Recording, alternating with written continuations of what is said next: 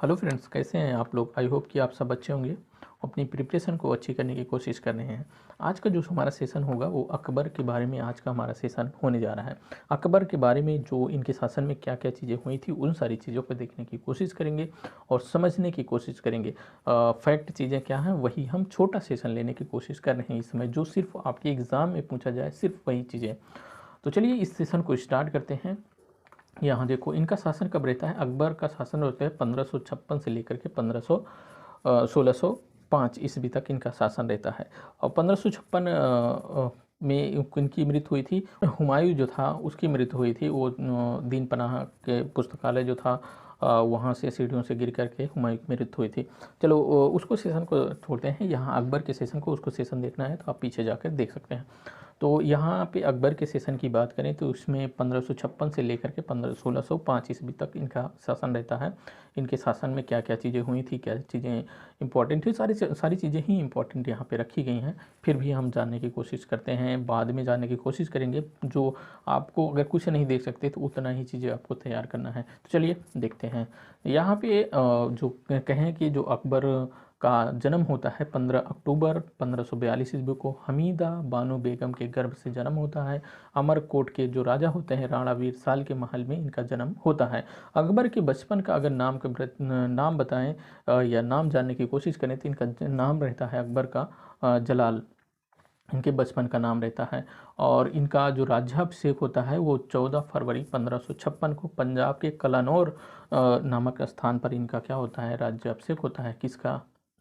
अकबर का। उसके बाद और देखें, अकबर का जो शिक्षक होता है वो ईरानी विद्वान रहता है। अकबर का जो शिक्षक होता है ये ईरानी विद्वान कौन था? अब्दुल लतीफ़। अब्दुल लतीफ़ जो था क्या था, ईरानी विद्वान था। और जलालुद्दीन मोहम्मद अकबर बादशाही गाजी की उपवास से ये राज सिंहासन पर बैठता है अकबर।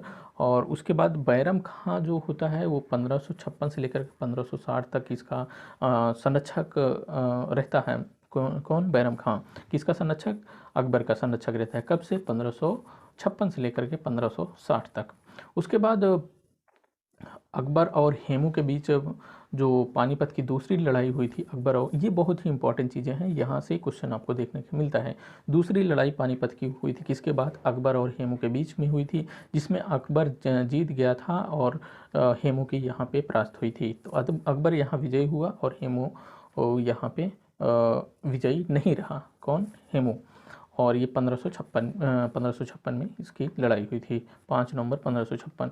उसके बाद और देखें जो हल्दी घाटी का युद्ध जो होता है, हल्दी घाटी का युद्ध 18 जून 1576 ईस्वी को मेवाड़ के शासक महाराणा प्रताप और अकबर के बीच होता है। अकबर और महाराणा प्रताप की जो ये इसमें युद्ध होता है, और महाराणा प्रताप के जो घोड़े की बात करें तो घोड़े का नाम क्या था? चेतक था। किसके? महाराणा प्रताप के घोड़े का नाम चेतक था। और इनके हाथी का नाम क्या था? राम प्रसाद था। किसके? जो महाराणा प्रताप थे उनके जो उनका घोड़ा था, उनका घोड़े का नाम चेतक और हाथी का नाम राम प्रसाद। और दीन ए इलाही धर्म का पुरोहित कौन था? अकबर था। देखो दीन ए इलाही धर्म क्या है? दीन ए इलाही धर्म की बात करें, ये 1582 ईस्वी में ये चालू किया गया था। ये एक सोच थी किसके द्वारा? अकबर की एक सोच थी। इसमें सभी धर्मों को समाहित करने की कोशिश की गई थी और सभी धर्मों के तत्वों को रखा गया था। जैसे इसमें प्रमुख धर्म जो आते थे, वो प्रमुख धर्म इसमें आते थे दीन ए इलाही में। मुसलमान आते थे और कौन आते थे? हिंदू आते थे। हिंदू और मुसलमान इसमें आते थे। लेकिन इसके अलावा इन्होंने भी पारसी, जैन धर्म और ईसाई धर्मों को भी रखने की कोशिश की थी। कौन? अकबर ने। लेकिन इसका प्रचार बहुत ही अच्छे नहीं हुआ। प्रचार नहीं किया किसने? अकबर ने। मतलब इस पे प्रचार पर जोर नहीं दिया अकबर ने। और उसके बाद दीन इलाही, देखो यहाँ दीन इलाही धर्म स्वीकार करने वाला प्रथम और अंतिम हिंदू शासक कौन था? वो बीरबल था। बीरबल का जो नाम पहले रहता है, महेश दास नामक एक ब्राह्मण रहता है बीरबल, और बाद में इसे जो राजा बीरबल की पदवी दी गई, तब इसे ये मतलब बीरबल के नाम से बाद में जाना जाता है। हमेशा ये अकबर के दरबार में रहा करते थे।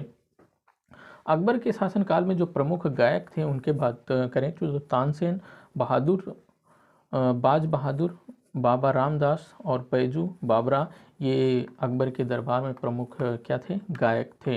अच्छा, गायक सबके समय में अलग तरीके से मतलब कि अलग सोच रहती है, सबके साथ सबका होता है। तो यहाँ जैसे यहाँ गायक को प्रमुखता दी गई थी, बट आगे चलेंगे जैसे औरंगजेब आता है तो उसने जो इनकी प्रथाओं को खत्म करता है, जो गायक होते हैं उनको छुट्टी पर भेज देता है। ये सारी चीज़ें मतलब सबकी अपनी अपनी सोच थी उस समय।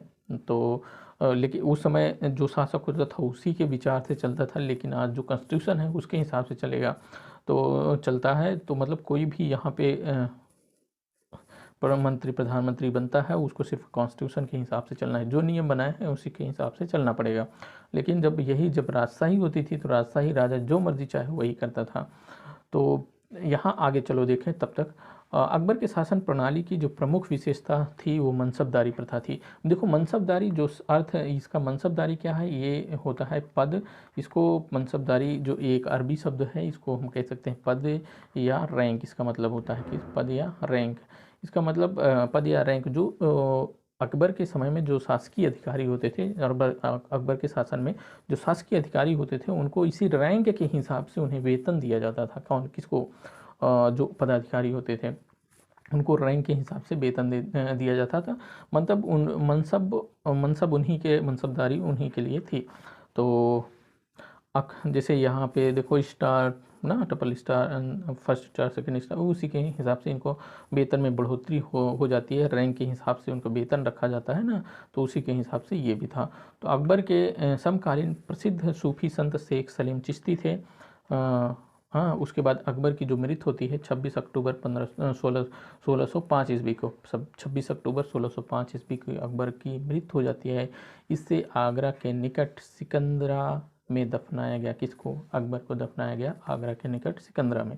उसके बाद और देखें तो अकबर के शासन में जो नवरत्न सुशोभित होते थे इसके शासन में, उनके देख लेते हैं। ये बहुत ही क्वेश्चन बहुत ही पूछा जाता है, नवरत्नों में ये कौन से मतलब कि अकबर के 9 रत्नों में से कौन जो इसमें हैं।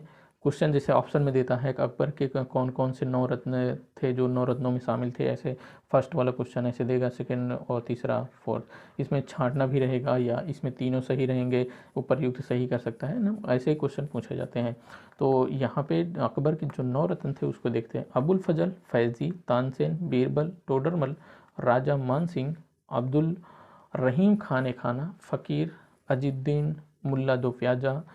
और ये 9 रत्न हो गए किसके, अकबर के दरबार में जो रहते थे।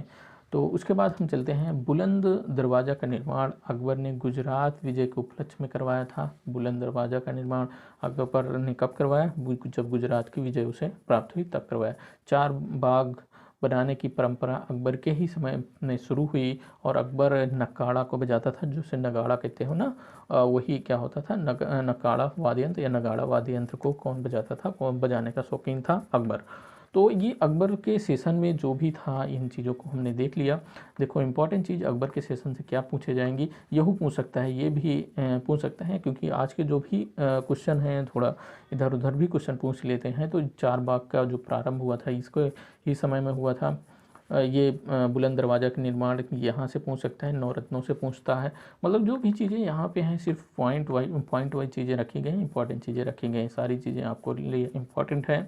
यहाँ अब तो ऐसे भी पूछ सकते हैं ना, जब मनसबदारी प्रथा किसके शासन में प्रचलित थी या किसके शासन की विशेषता थी, और मनसबदारी का मतलब क्या होता है, ये सारी चीज़ें पूछ सकता है। मैंने बताया कि मनसबदारी क्या होती है, रैंक होती है, मतलब जो शासकीय अधिकारी होते हैं। तो चलिए गाइस, इस वीडियो में इतना ही, अगले वीडियो में फिर मिलने की कोशिश करते हैं, तब तक के लिए जय हिंद।